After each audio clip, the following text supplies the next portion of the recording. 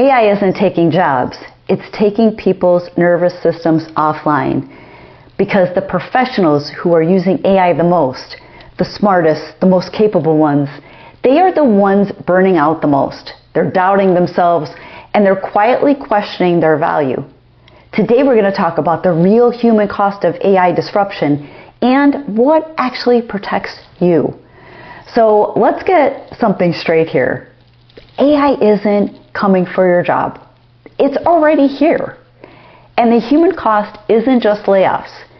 It's identity erosion, it's cognitive overload, it's decision fatigue, and a quiet anxiety that people don't know how to name.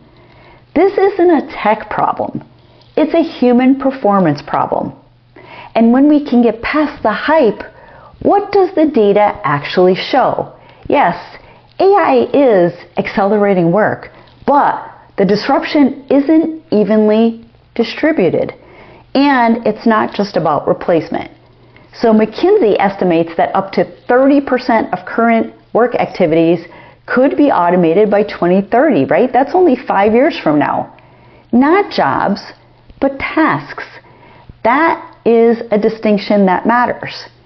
And Goldman Sachs projects that AI could affect 300 million full-time jobs globally, with advanced economies hitting the hardest.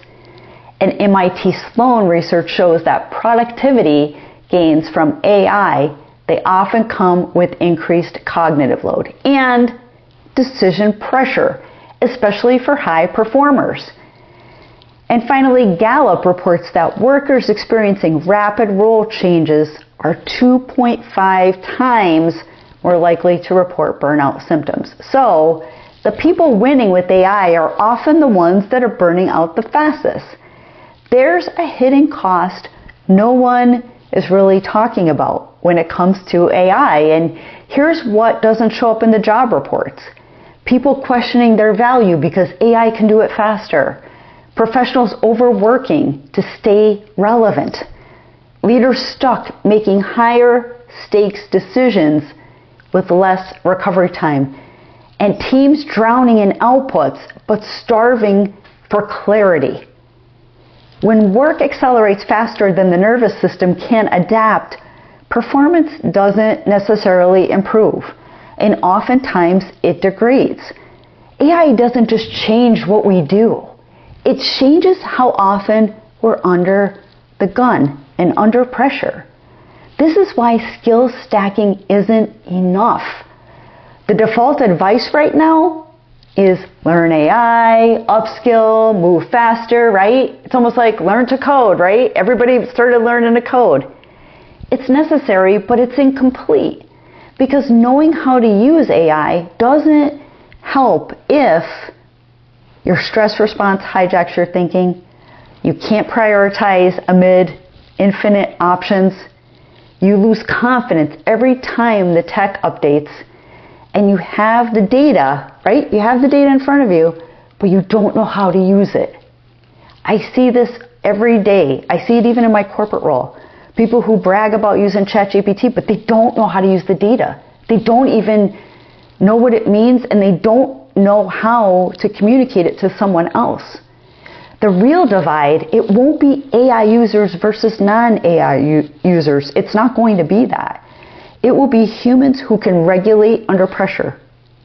Those that have emotional intelligence versus those who can't, right? And I see it each and every day. There's very smart human beings out there that cannot regulate themselves, that get pressure on, that are constantly stressed, that don't know how to present themselves, that don't know how to take all of these valuable outputs that we're getting out of AI, be able to utilize them, right? The data is just the data. But if we can't use the data, it's meaningless, right? So there's a real human advantage in this AI era. And AI is exceptional at speed, pattern recognition, output generation, research, fact collection, right? But humans still dominate at judgment, especially when things are uncertain, contextual decision making, emotional regulation, ethical reasoning, right? And meaning making. These don't disappear in disruption.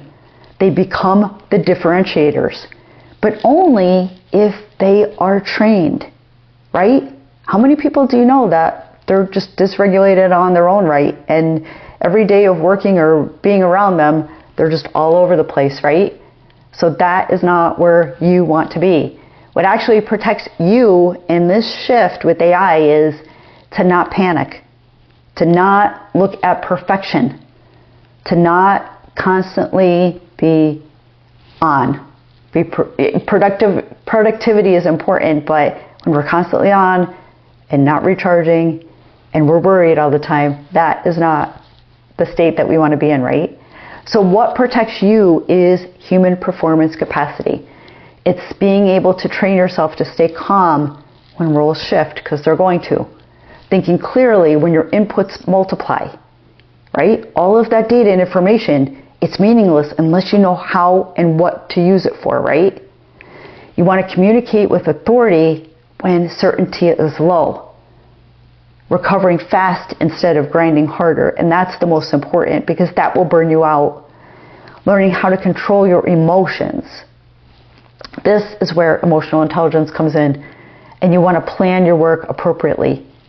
This is the work beneath the work, right?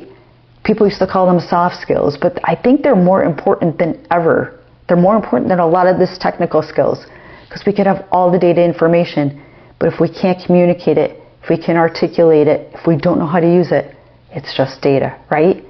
And it's what will separate you, an adaptable professional, from exhausted ones. So the bottom line is this: AI will continue to disrupt jobs, might cause some layoffs as well, and it'll create a lot of drama in the mainstream media. That is inevitable. But how humans experience that disruption is not. The future won't belong to the fastest adopters. It will belong to the clearest thinkers under pressure, right? We need to be able to be emotionally intelligent, take the data that we have, know how to use it, be clear, be calm, be confident. Don't follow the masses in all of this panic. Skill up in your communication, your delivery, and your emotional intelligence. Those three things will matter the most. And many call them soft skills, but they will be the differentiators for you, I promise.